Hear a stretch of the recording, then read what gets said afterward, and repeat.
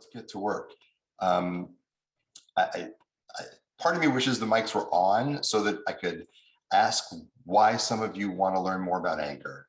So while I'm starting off here, if you want to put some of that in the chat, Jean can share it with us. But why don't we just get started and talk about what anger is? Whoa, look at me in the middle of all this. As a mediator, you'd think I'd be comfortable being in the middle of all this anger. And by the way, that's one of the things we do as mediators. We basically, mediators are born or they're trained, right? It's nature or nurture. And I tell people all the time, if you see two people fighting and you have the desire somehow to get in the middle of that, then there may be something wrong with you. And you also may be born to be a mediator. I was at a dinner once in Washington, D.C., a sixth game of a hockey playoff just let out.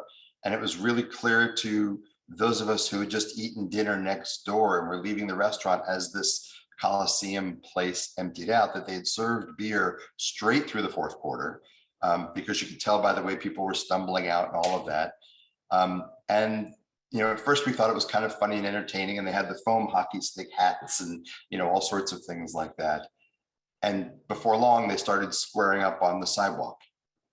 F you, no F you, and they start marching closer to each other, and there are a dozen of them or so on each side, and these are big hockey dudes in hockey jerseys and all that sort of thing. And I had had dinner with 4 mediator friends, most of whom Jean knows that night.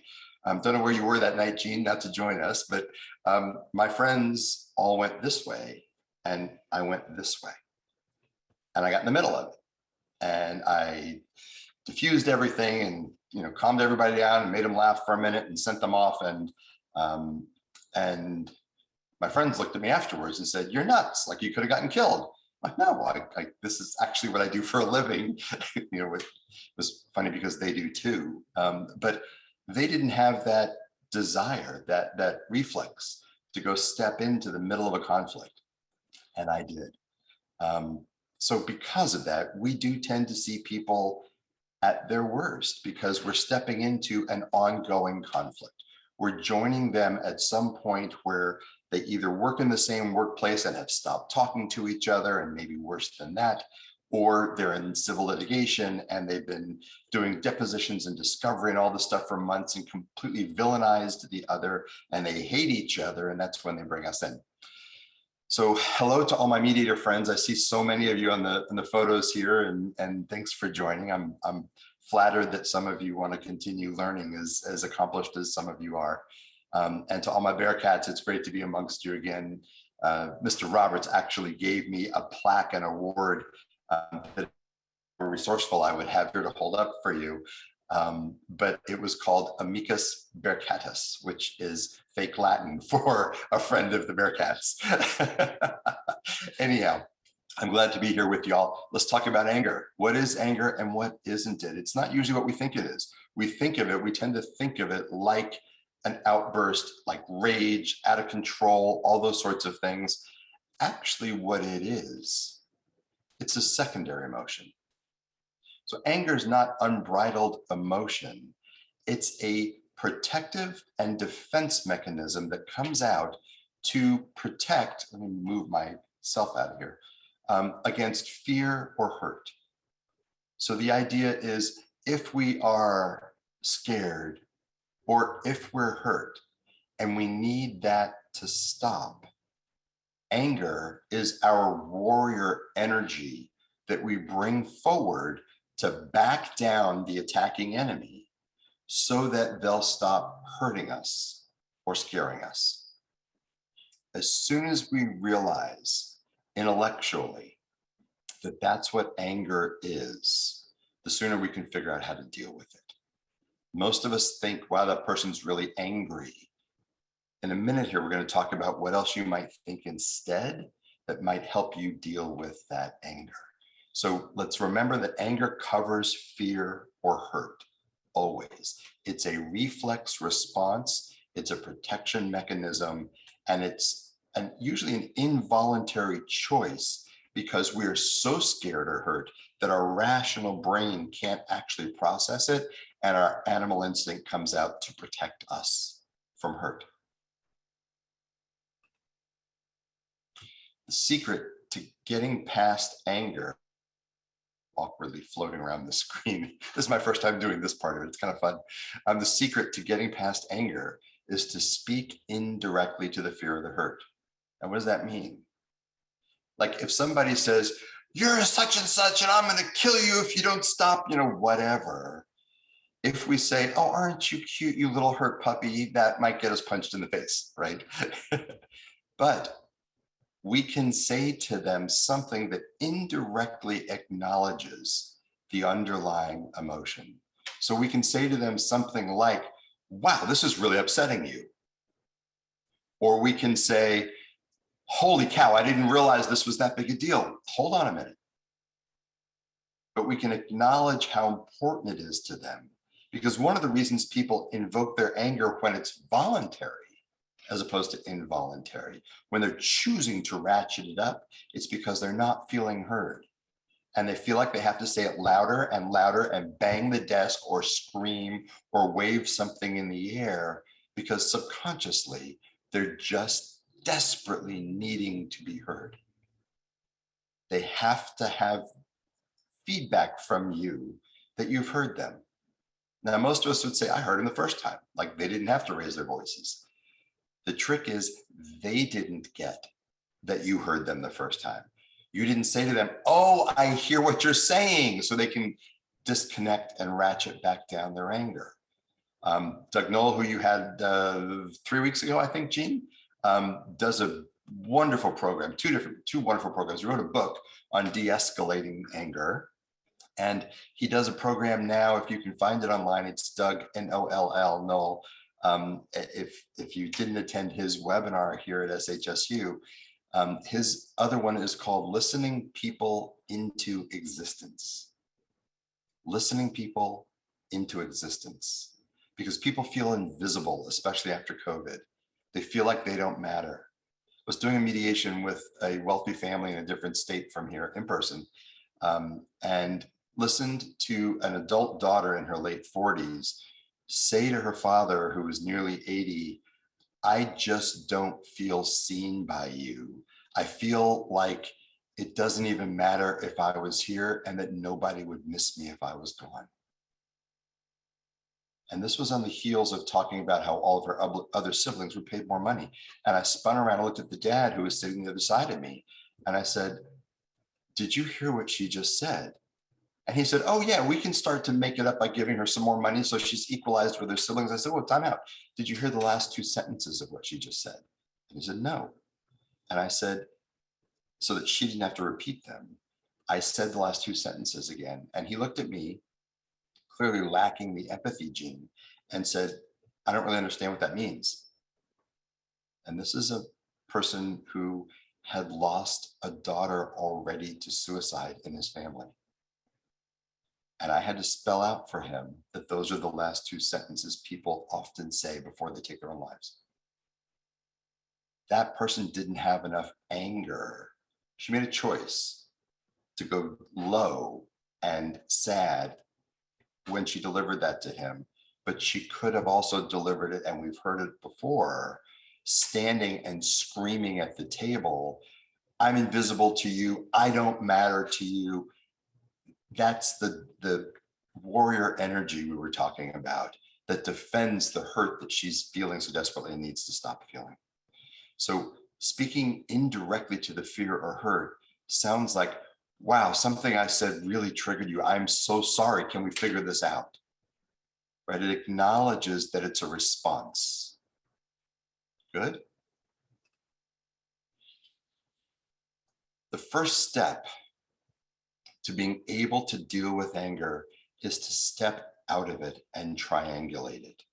So it's really hard when there's a gun at your head and somebody is screaming across the table, a boss, a parent, a loved one, a teenager, if you're a parent, saying, I don't care what you say, and just blasting you with anger. The boss saying, you messed this up and this, whoever's coming at you with all that anger, when they're coming right at you, even if it's not about you, if they're angry about somebody else, but they're still delivering the energy, the blow, the screaming at you, like this gun pointed at you, it's really hard to process the intellectual side of what that person's going through.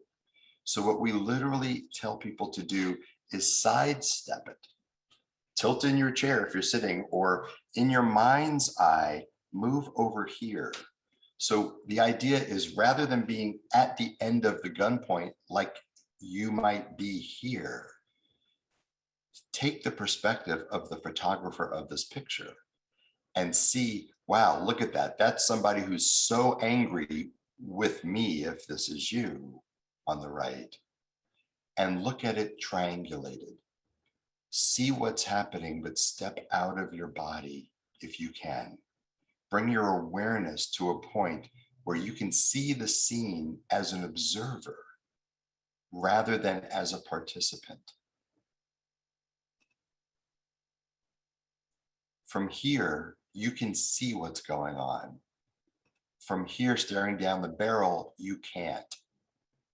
Because when you're staring down the barrel, your survival instinct is triggered. When you're looking at it from here, it's more like a movie, and you can see what's going on. You can narrate about it. You can see it. You can analyze it. And if you so Harvard calls this going to the balcony. And the question is, can you be both at the balcony where you're seeing the whole perspective and also still be in the room being yelled at, sitting across the desk or the dining room table or whatever the situation is? So this is in the direct line of fire. This is watching the line of fire. And this is being in both at the same time. So you're in the dance. You're the one being hollered at. And you also simultaneously can learn to hold the perspective of the person who isn't in the dance, who's watching this go on, because from there, you can see the fear and the hurt, and you can start to find your empathy for them. Because when you're staring down the barrel and you're being attacked with anger, with words or worse, you have no choice but to attack back. Your survival instincts kick in, and that's what happens. You fight back. You say, yeah, well, you did this. And you start one-upping them and fighting back and arguing. But when you step out of that from this perspective, you can see that there's somebody who's just going through a lot, and you can start to find some empathy for them. If you remember that this anger is covering for fear or hurt, then you can start to say, wow, they're really, really upset. And not in the angry kind of upset, but in their world is upended upset. You can speak to that part of them. So what we ask as mediators is, you seem really angry. And they say, damn right, I'm angry, or something like that, right? Then we say to them, what has you so angry? And they might say, you did this again, and you did it last week, and you did it the week before, and I'm sick and tired of it. The third question is very similar, and it's more about specifically, what about that makes you so angry? And if you can calm them down fast enough by that point, they're liable to say, my ex-wife used to do that to me, or my parents never listened to me, or something about themselves, where the first two answers were about you. So now they're recognizing their own stuff that's going on. And that's the step toward getting at that anger with them. 3 questions. You seem upset, you seem angry, you seem frustrated, whatever. Second, what has you so frustrated? Third question, but specifically, what about that frustrates you so much? And that's how you shift it from them being angry at you to them being self-aware. You can help talk them down that way. Next question, what about when it's about you? That's not a bad response. Humor's good sometimes. So here's what's happening. There's a situation. You have in your mind the optimal reaction that you want to have, but instead there's this current reaction, and Harvard program on negotiation calls that a performance gap. It's just quite simply a gap between what's actually going on, what you're really doing, and what you know you should be doing. We all have this gap in self-awareness sometimes. It's actually a keen self-awareness that there's a gap in our performance. I can't believe I'm saying these things right now, but the words are out of your mouth and you can't kind of catch them and stop them. Let's talk about the brain and why that is. So very simplified brain mechanics, brain biology. It starts down here with number one. This is the reptilian brain. It sits right back here at the base of the skull, at the top of the spinal column. And what it really does is assess your safety. So that mechanism back here, that animal part of the brain, the reptilian brain, which is the very first one to develop in the womb and everything else, that's the one that says, am I safe? I'm safe, I'm not safe. I'm safe, I'm not safe. All day long, 24/7, from the day you're born to the day you die. What that means is until you feel safe, you can't move to the other parts of the brain, to the higher functioning parts. As long as your safety is triggered, that's got you fight, flight, or freezing in response to what's going on in front of you, because you're at the base level. Am I safe? Am I safe? Staring down the barrel of a gun or staring into the face of somebody red in the face, veins bulging in their neck, screaming at you, is enough to trigger this, am I safe? Am I safe? Am I safe? And it hijacks the rest of your functioning power. Up here in area 2, the sort of center part of the brain is the limbic system. And within the limbic system is this little thing they call the amygdala that is literally, it looks like 2 almonds sitting right here in the middle section of your brain. Those of you who study psychobiology, you can laugh at my simplicity here. Amygdala is actually the Italian word for almond, so named by the person who first discovered it. But this is the part that hijacks your emotional system. When you can't bring your feelings into check, it's because your amygdala has been triggered. And I like to think of this, again, in an overly simplistic way, as blood flow. When your animal instinct is triggered and you're afraid you're not safe, it's almost like the blood can't get to the front parts of your brain. It's not actually how it works, but it's easy to think of it that way. When it gets to the emotional parts of your brain and the amygdala hijacks it, it still stops your blood flow from there, so that you can't reach the neocortex, which is the executive functioning part of the brain, where we have rational thought and we can think linearly and logically. So our goal when we're dealing with somebody else who's angry is to figure out where they are. We have to meet them where they're at. So are they in survival mode? Are they in emotional overload? Or are they able to access rational thought? That's part of why we ask people who's the president of the United States when we think they might be having a stroke, because they have to, we ask them questions that make them see if they can access this part of their brain. So when you're having anger, it usually means your limbic system is overloaded, your amygdala is hijacked, and that emotion, the hurt or the fear that underlies the anger, is so strong that it's actually triggering your survival instinct, which is where the anger comes out to defend you.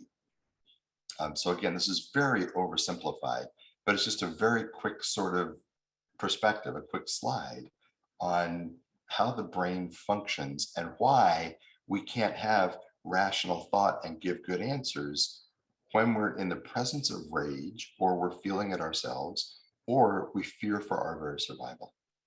So ways to think about why it happens the way that it does. So here's the start of the solution, especially when it's about you. There's a stimulus and a reaction. We usually hear stimulus response. Reaction is a response. It's one type of a response, but it's the knee-jerk reaction when they use a rubber mallet on your knee and your foot kicks out a little bit. It's autonomic like that. So you get an answer you don't like. or someone's angry with you, that triggers a reaction in you. The problem is usually that reaction comes out right away, like the rubber hammer to the knee, because it's an immediate reaction to the stimulus. The way to get around it when it's happening inside of you is to start to learn to detour. Sorry,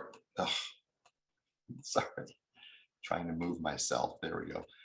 Start to figure out how to take a detour from this very deeply carved neural pathway in your mind that has given you permission. And let's be really clear, when one person is angry with another, whether it's conscious or unconscious, they've given themselves permission, especially on the conscious side, to be angry with you. They've made a decision that the benefit of the anger outweighs the cost that they're going to pay for being so angry and the risk to the relationship and everything else. So the goal when it's within you is to put this wedge of awareness in here to change your response so that what comes out isn't this knee-jerk reaction, but instead is a more thoughtful response that's measured and that's self-aware. So the whole idea of controlling your own anger is about inserting this wedge. It's about self-awareness. Take a breath, take a pause, check in with yourself and adjust. Now, here's what I like to talk to people about when it comes to doing this. Most people say, but how do I remember to take a pause? Or how do I can't just stop and take a breath when I'm upset. Actually, you can. What we're doing is we're breaking a cultural rhythm. We speak in our culture, and most cultures have their own rhythms, not the same as ours necessarily, where they go back and forth, ba-ba-bum, ba-ba-bum. I don't know. Well, what do you think? Well, I think we could do this, but what do you think? Well, I think if we did it this way, then that might be better. No, I think this way might be better. But there's this ping pong style rhythm. Padunk, padunk, padunk, padunk. We respond, there's another response, there's another response, and we go back and forth in this rhythm. We can get locked into this rhythm without realizing it. We get like hypnotized into it. And so when somebody says, yeah, well, you did it, and our knee-jerk response is to stay with the rhythm and come right back with, yeah, but you didn't, da, da, da, da. And we're not giving ourselves time to think or to formulate the thought properly. The trick is catch the ping pong ball. Don't hit it back. Somebody says, yeah, well, you didn't, da, da, da, da, da. Catch it, hold it, think about it for a minute, and then respond more thoughtfully. You don't have to answer in rhythm. But first, you have to be aware that you are, so that you can break the pattern and change the rhythm. Furthermore, I heard myself saying just now, you always this. Ken Cloak, who we spoke of a few moments ago, says, behind every accusation is a request. Behind every accusation is a request. So when someone says, you didn't take out the garbage and you didn't do it last week, and I had to ask you to do it the week before that, it's if you hold the ping pong ball and don't say, well, you did these things. If instead you catch the ping pong ball and hold it for just a moment, you can say, so it's really important to you that I take the garbage out. Okay, done. I can do that from now on. I didn't realize it mattered that much, and I'm really sorry. I will absolutely make sure that I take care of it from now on. And now you've answered the request that they didn't have the courage to ask for. So instead, they led with an accusation and some anger. So when you're hearing the accusation, try also to hear what's the request that's silent underneath it, that you're not getting to hear. That's going to get you to a response that's much more thoughtful and productive, or humor to break the rhythm or something like that. Good. So those of you who've studied conflict resolution with Mr. Gene Roberts or any of the others on this Zoom call may have seen the Thomas Kilmann response to conflict grid. This is very simple. So before you try to read the whole thing, let me just walk you through it. Across the bottom in the x-axis is the value or the importance of the relationship to you. So as it moves to the right, that's a higher and higher, more important relationship to you. The y-axis, the vertical one, is the importance of the issue to you. So when you go high on the issue, if it's really, really important to you, then you move higher into this grid. So what happens is, if the issue is really important to you, you're going to compete. Now, if you stop and ask yourself, I'll bet you could list 10 different things right now that all of society seems to be competing about right now. Vaccinations, masks, Supreme Court. I could always go back and fight about the stuff we've been quiet about for a couple of years, the things that people vehemently and passionately disagree about, like abortion and death penalty and things like that. There are plenty of things that are so important to us, mostly politicized things because they're good at making us disagree with each other. All of those, we've watched people, if not even ourselves, break off relationships with friends and family members because we've been competing because the issue is so important to us. What that does is it devalues the relationship. By the way, Jean, can y'all see my cursor on the screen? I'm seeing it, but I don't know if you can. No? Okay. I do not see a cursor, no, sir. Okay, all right. So what it does is it brings us left on the scale as we're devaluing the relationship because we're so high on the y-axis that we're competing so hard. So if the problem's not important to us and the person's not important to us, then we can avoid. And I should be able to draw on this too, but I don't think I can do all of this and screen share at the same time. So we avoid. There's no anger when we avoid, right? It avoids all kind of confrontation. And a lot of people prefer this, but what it does is it tells the other people in their life that those people aren't important to them because they're avoiding a decision or they're avoiding a response or an issue or a discussion. If the relationship is really high across the bottom and the issue's not that important, then we accommodate. So if my mom says to me one night, she's 95 years old and still sharp as a tack. If she says to me one night, I really feel like sushi tonight, because she's from Tennessee, then you can bet what we're having for dinner that night, right? Because what I have for dinner doesn't matter to me very much. The issue is of very low importance. But my mom being happy, everything. So I'm going to accommodate. Absolutely, Mom, we're going to go for sushi. Which place would you like to go to or whatever? Okay. If it's a medium important relationship and a medium important issue, then we compromise. Somebody walks into, teenager comes to you for allowance and says, hey, I need $40 to go to the movies and get dinner. You might say, tell you what, here's 20, have fun. Or, whatever the numbers are these days. I can't see a movie in Los Angeles for $20, but anyway, I'm not even sure I can get one ticket for $20, but that's another subject. But we compromise. You go into the boss and say, hey, I got this project I want to do. I'm going to need $3,000. They say, tell you what, budget's tight this quarter. Let me give you $1,500, do the best you can with it. What do you do next time you need $3,000 and you have to go to that boss? You ask for $6,000, don't you? Because they're going to say, budget's tight this quarter. Let me give you $3,000 so you can get by with it. So too much of one of these behaviors becomes predictable. And then the last one is when the issue is really important to you and the relationship is really important to you.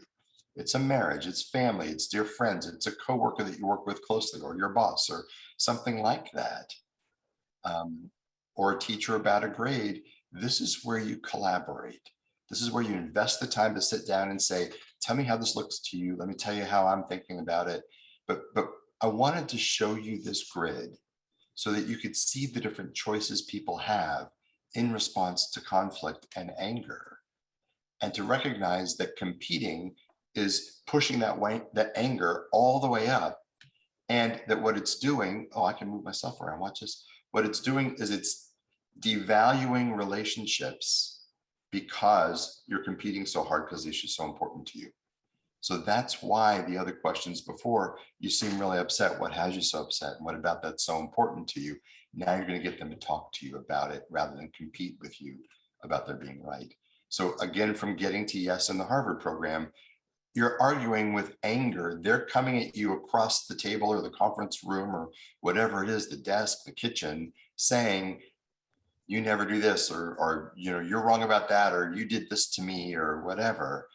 The goal is to get around the same side of the table and to target the problem together.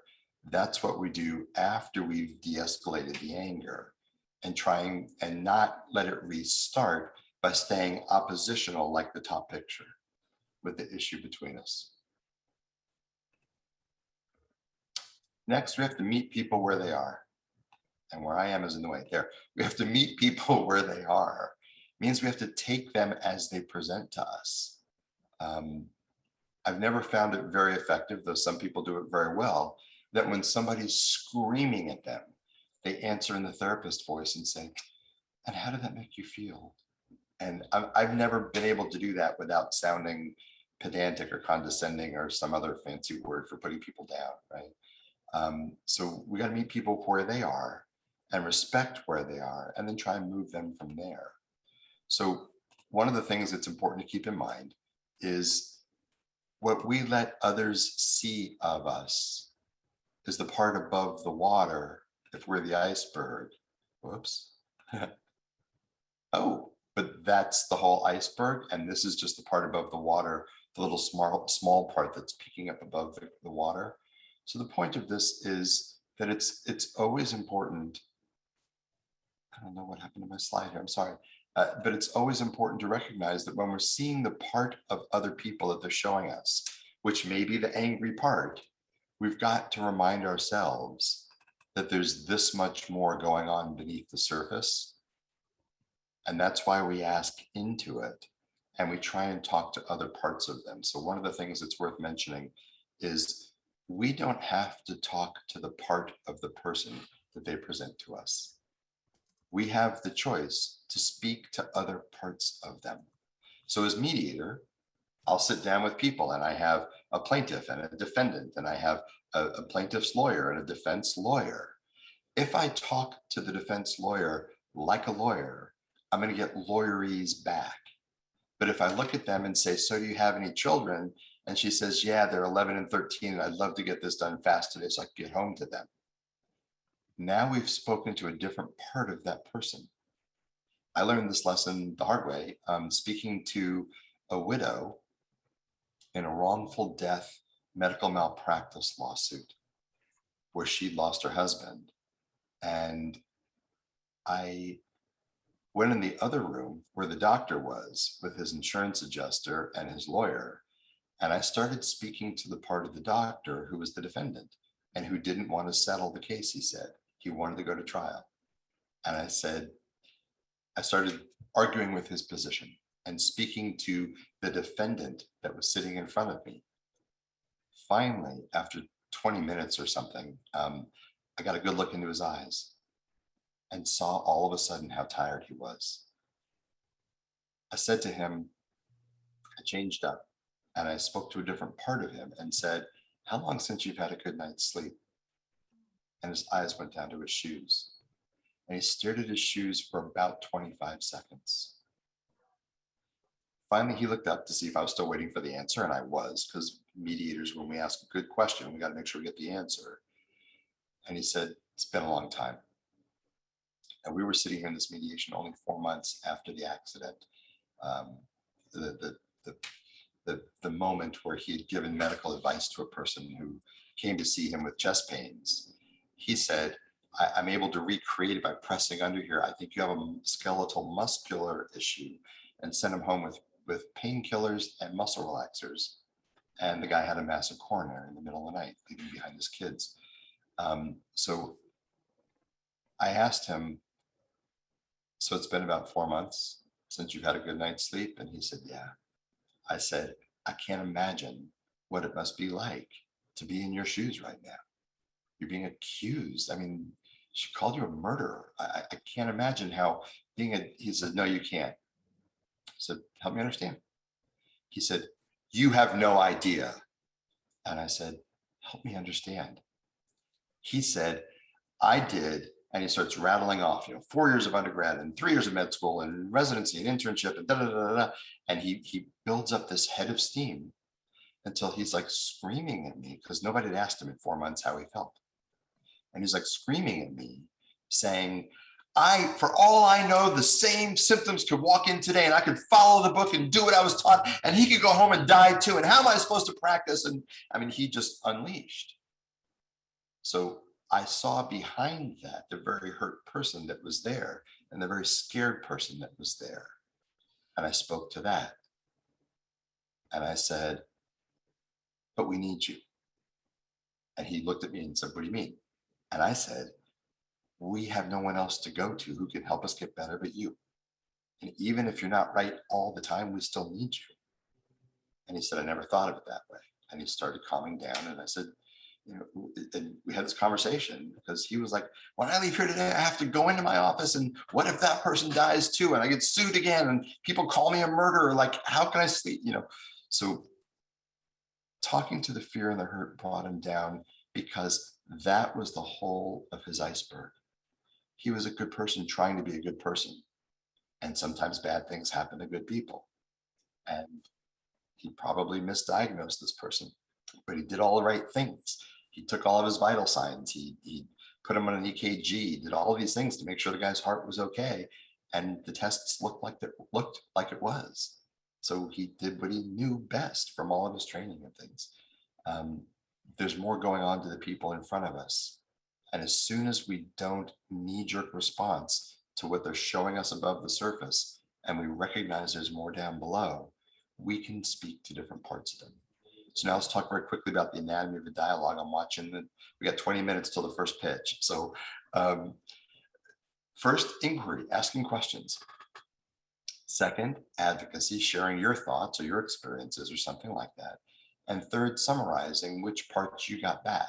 Now they don't have to happen in this order. I would say asking questions first, summarizing what you've heard, and then deciding what to offer in response to that is a good balance in a conversation. But it should be sort of a third, a third, a third. The problem is the conversations that we have are generally, if I can be tricky here and do this, they're generally all about advocacy. If we're talking about high stakes issues, vaccinations or masks or vaccination mandates or any of the things that people are talking about today, all we're doing is advocating on both sides. In fact, Gene Roberts is one of the few people I know who asks a question. What would happen if? Have we ever thought about doing something like this? He asks questions in the face of conflict, where most of us just advocate. So think about how you're approaching the dialogue, and are you talking back at somebody else, or are you asking to learn more? And then the summarizing is what we talked about earlier. It's so that they can experience themselves as being heard by you. It's not enough that you heard them, but they have to experience and know that you heard them. So we have to tell them by summarizing it back or by saying, I understand what you're saying. I see what you mean. I didn't realize that that's what had happened or whatever. So far, so good. This is a great quote. Everything we hear is an opinion, not a fact. Everything we see is a perspective and not the truth. That sounds to me like some new agey sort of thing. It's Marcus Aurelius. This is hundreds and hundreds and hundreds of years old. Everything we hear is an opinion, not a fact. And everything we see is a perspective, not the truth. We're becoming all too convinced of sound bites and truths these days, to the point that we'll go fight for the soundbite without recognizing that somebody else actually does see something different than us. This actually does look like 4 sticks on one side and 3 on the other. The other quote I like very much is, just because I know I'm right doesn't mean the other person's wrong. We tend to think that life is a zero-sum game and there aren't any shades of gray. Just because I'm right doesn't mean the other person's wrong. And the flip side, just because they're wrong doesn't mean that I'm right. The difference between an observation and an assessment. An observation says, I see what you mean, I see what you're saying, so you're saying this. An assessment is, you're saying this, but I don't believe it, or you're saying this, I heard that's not true, or you're saying, so this is an observation is inclusive and brings people close. It says, I'm listening to you, I'm hearing what you've said. An assessment pushes people away and gets them angry. This can be the triggering thing that makes other people's anger come out.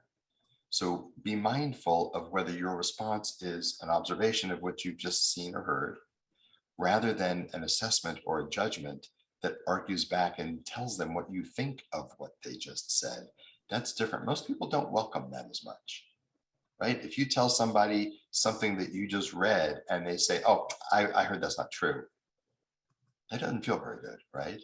And if it's something really important, you're gonna say, actually, it is true because this is the source I got it from. And now we start ratcheting up and getting more toward anger because our feelings are hurt, because we don't feel listened to. Finally, when you're wrong, apologize. There's a website called perfectapology.com. I didn't make this up. I used it from their page. They have all kinds of apologies on their page. The perfect apology to a girlfriend, the perfect apology to a boyfriend, the perfect apology to friends, how to write an apology letter. Phenomenal website. So visit it when you have a moment. But they say an effective apology should always include a detailed account of the situation, acknowledgement of the hurt or the damage you did, take responsibility for it, recognize your role in the event, tell them that you regret it. Don't ever say, well, I didn't sleep much the night before and I was kind of grumpy that day and I just found out that my dog was sick. That's an excuse. That's not taking accountability or responsibility. It's not recognizing your role, and it's really not a statement of regret. Regret is, I'm sorry I did that to you. I really am sorry that happened. Ask for forgiveness. Promise that it won't happen again. Give them an assurance. And then finally, a form of restitution, which means one of two things. The best form of restitution is to ask them, what can I do to make it better? Your apology isn't done until you've done all of these things. You take responsibility, you take accountability, you acknowledge your role, you ask for forgiveness, promise it won't happen again, and then ask, what can I do to make it better? And it might be as simple as give me a hug. It might be as simple as it wouldn't be a bad thing if, in addition to taking out the garbage, if you did the dishes tonight, right? But ask, because then you're doing it with them. But if you decide on, the husband who said something stupid on the phone and brings home a bouquet of flowers that night, like every 1960s sitcom that ever existed, aging myself, saw them in reruns, I'm sure. But coming back home with a bouquet of flowers to say I'm sorry, that may not have been what she wanted for everything that he did wrong. But if he says, how can I make it better? How can I make it up to you? Then she can say what she wants, and you have a choice of doing it or not. This is a full apology, the perfect apology. I'm going to send these slides, by the way, to Jean, who has my invitation. I know they say copyrighted on the bottom, but my invitation to send them out to anybody who wants them, use them. This is not copyrighted material. I should have taken that off before the program. You have my permission. Share these, use these, take them to your fraternity, sorority, and share them with people. Put them up in the workplace on the bulletin board, whether it's just the apology piece or the whole thing. Share it with your teams at work. This is stuff that we all need to know. We all need to hear. And we all need to understand better than I think we do right now. Because right now, I think we're doing an awful lot of talking, not an awful lot of listening. We're responding with anger. We don't know why within ourselves we're doing that.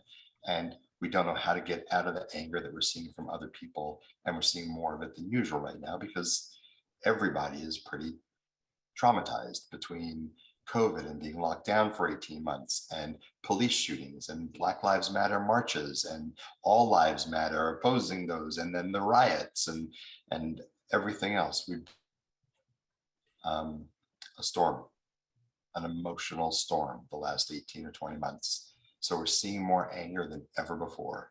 So feel free to share this video, share the slide deck with anybody and everybody you want to, families, whatever, so that people understand how to manage anger better and help people who are angry, because they're the ones who need it the most. So I'm done lecturing. We've got about 10 more minutes for Q&A. Gene, I assume that you've been collecting some of those. Yes, and I always take notes. I always take notes. And one of my observations, and there's some stuff in the chat I do want to get to also. One of my observations is, Lee J, not only generous with his time tonight, but allowing his intellectual property to be freely given. Again, this is inspiring and it's an example. And maybe if we could give more and not say, hey, this is mine, you can't share it, or I'm not going to allow you to share it, maybe we'd have a little bit better world to live in. A couple of comments. Firstly, Jay, at the beginning you asked, why are people here? And Jeremy said, and this is great that you're on here, he said that he's studying communications so that he can consult with musicians and their working professionals to communicate better.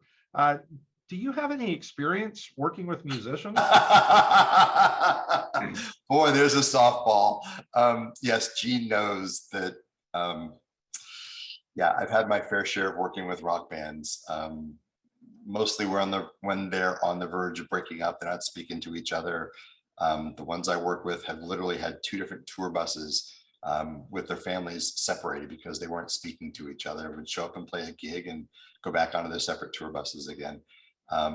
Yeah, in those situations, they're different than most partnerships because you're usually dealing with a lot more ego and a lot of third-party pressure. The record label, the business managers, the managers all want them to stay together because they're the goose that's laying the golden egg for everybody. The fans all want them to stay together and all of this, but they're real people who have real conflicts. And if they don't sort them out, they're going to break up like the Beatles and other bands who have through the years. So it's added pressure from the external piece to always be mindful of and aware of. You're not dealing in an incubator with just the 4 dudes who play instruments or whatever. So that's the most important piece of advice I can give you about that is recognize that they have egos, they have pressure, and they're very, very concerned about what they're putting out to the public and what that looks like and how they're perceived, because they're living in a fishbowl, and that's different than most, mom, dad, and 3 kids and a dog at home. Something else too. They're also with that too, Gene. Sorry, they have that life at home, but most people don't think of it that way.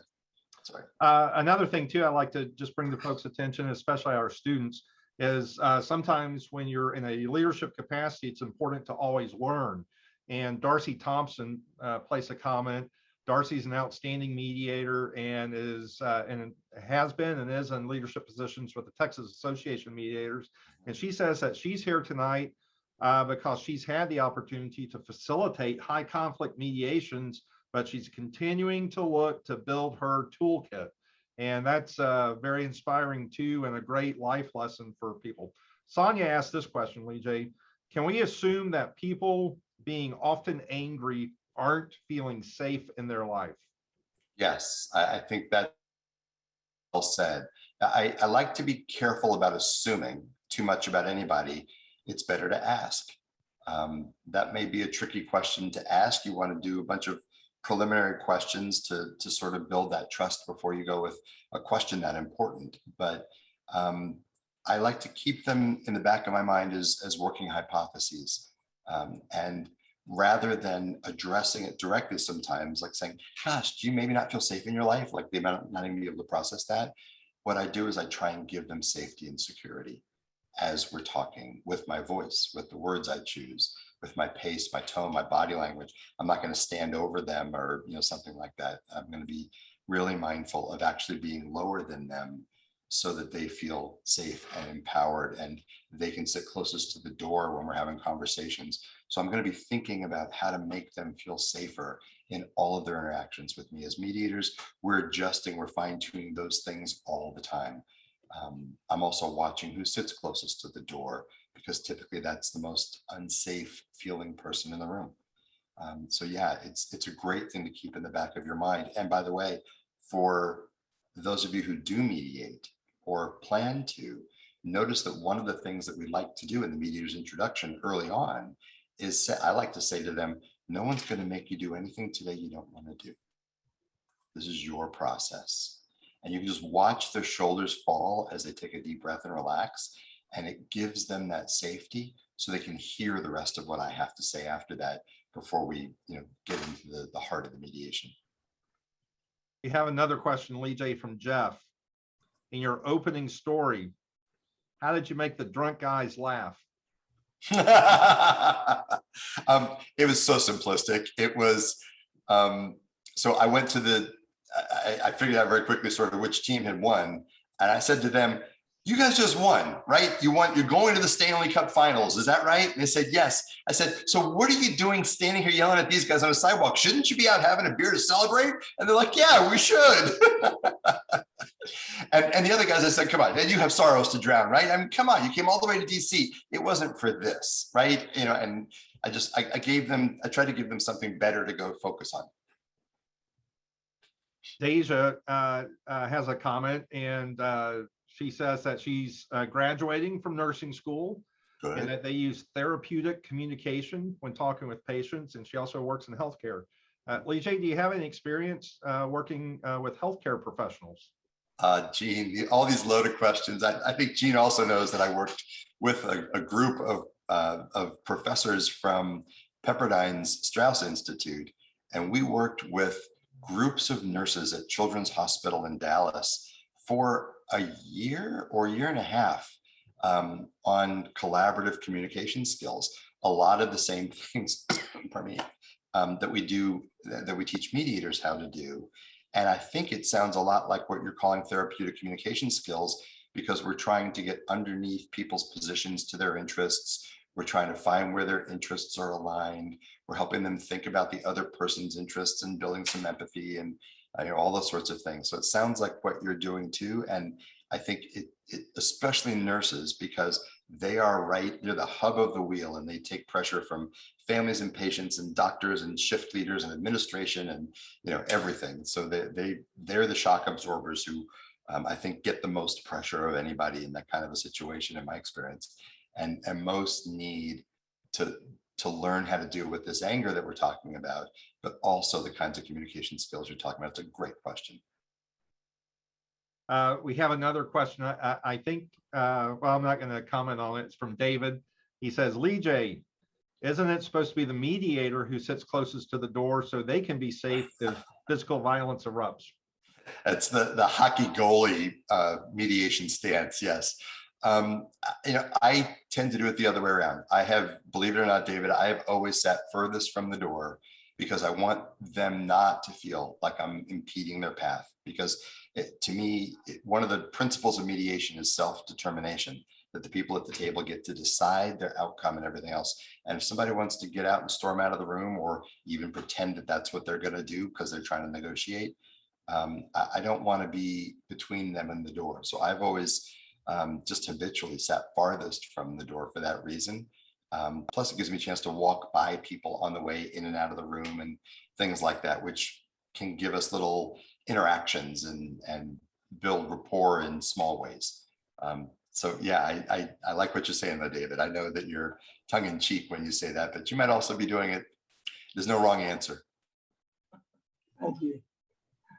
We've got a couple of minutes left, if that's all right, Lee J. I know you've got your tri-tip and Cabernet and tofu to go to. It's getting dinner time there in California.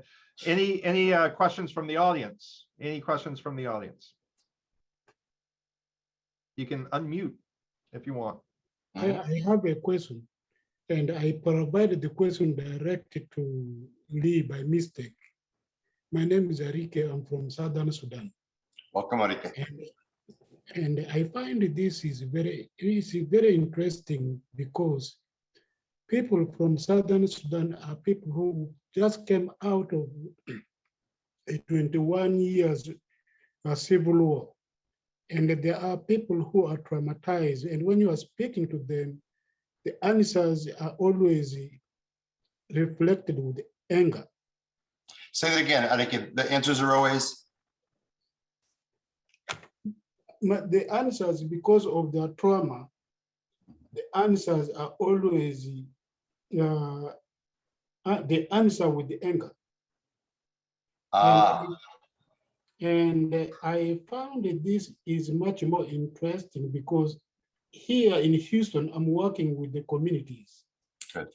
And this is the the Southern Sudan community and the Rwandese communities, Somali communities are facing all these kind of challenges. And I found this as a good tool that I can use to continue telling, educating them about how to respond to things when they happen. And as they are here, there are people whom to get all this education, all this learning process to also enhance their own communities back home. Yes. So in those countries, you find that Somalia, Southern Sudan, and the Congolese, the Rwandese, there are still continuous tribal conflicts in those areas. How would this, if you are going to give more of a presentation, would you allow me to get 3 or 4 of them to attend some of these trainings? Of course, absolutely. So I'm happy to do it with you, with a group of them. I'm also happy to give you a link to this video if you want to just play it with them at your convenience and discuss it, whatever's easier for you. And the other thing that you just touched on that I think is really important is if they're constantly answering you with anger, one of the most important things you can do for them, because like us being locked down with COVID, they've been in this civil war environment long enough that it's changed their habits to being that way. One of the most important things you can do for them is model the better way to be. And by that, I mean, even at the risk that they might think you foolish, you can just smile a big smile and laugh a big belly laugh and show them how to be relaxed, show them how to be happy and positive. And when they ask you a question, you can answer just as nicely and kindly and humbly as possible to show them how to do it, to remind them how to do it, because it's a behavior that's just at the outer edge of their known behaviors because it's not part of their frequently used ones. And so the more they see it in you, the more they can relax and see that it's okay to be comfortable and that they're safe. Yeah, we have some frequent meetings, like for example, today, we had a meeting with them. And my question, that's why I was asking if I would request, get time so that you can speak when you are in a meeting, something of that kind, you can be able to present some of this, such a thing so that they may be able to learn how to deal with such a things. Absolutely. Grab my email address from the slide here if you can see it. It's leejay@aim-institute.com. And if this doesn't, in fact, I wonder if I can copy and paste it in the chat. I'll put it in the chat for everybody. But I'm happy to have you email me and happy for us to figure out a time to do that. Thank you. There we go. Lee J, a couple of concluding comments. One is from Elaine Roberts, no relation to me, but she is the excellent executive director of the Montgomery County Dispute Resolution Center. I should say the Dispute Resolution Center of Montgomery County. She says, thanks for an excellent presentation. As you know, they do a wonderful bookmark art contest where they go into Montgomery County schools and teach the kids about conflict resolution and anti-bullying.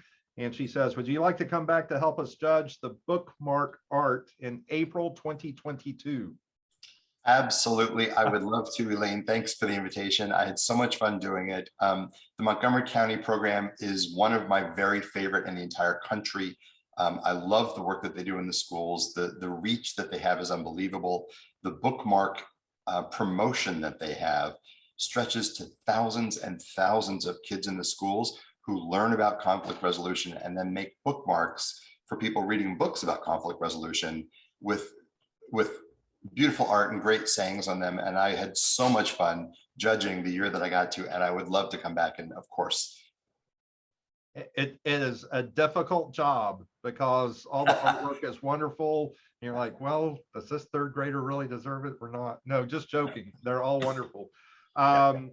Last comment, and this is going to be from Sarah, and I think it reflects what everyone tonight, Lee J. She says, love the presentation. She's a mediator and a mental health professional. She works with clients who have a history of trauma, which will often present as anger, ignited by various triggers. However, the reactions from a deep wound, that hurt and fear that you described. Thank you for the presentation. Love the conflict resolution emphasis of acknowledging the individual's hurt. And my goodness, how much better would our world be if we shared with each other and we acknowledged with each other, hey, we're hurting. How can we help each other? Lee J, you have inspired all of us today and tonight. Thank you so much. Thanks for putting up with my corny jokes and all that kind of stuff. You're a treasure. Love to have you come to Texas, either virtually again or in person. Just thank you so much. If y'all are interested in the slides, if you would shoot me an email, I'll drop mine in there so you can have it, and we'll get them to you when we get them to you. Please have some patience with us. And this is being recorded, and we'll shoot out a link as well once we get that downloaded and then uploaded and all of that. I also see Miss Lindsay Lunsford here in the chat and on the screen, and we should thank her because she's almost as responsible as you are, Gene, for making this happen tonight. She is more responsible. She is our professional administrative associate, and she just does a great job in the office. And so thank you for recognizing her. She does deserve a lot of recognition. And so thank you, Lindsay. We know you got a lot on your plate. Thanks for taking the time to be here and making this work. Mm-hmm. All right.